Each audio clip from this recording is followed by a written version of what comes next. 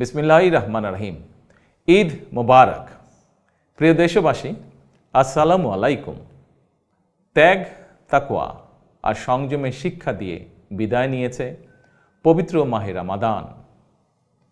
মাসব্যাপী সিয়াম সাধনার পর মুসলিম উম্মার বিশ্বজনীন ঐক্য, সংহতি, সহমর্মিতা এবং অনাবিল আনন্দের বার্তা নিয়ে এলো পবিত্র ঈদ উল ফিতর। প্রতিটি ঘরে, প্রতিটি পরিবারে ঈদ আনন্দ পৌঁছে যাক সকলের তরে।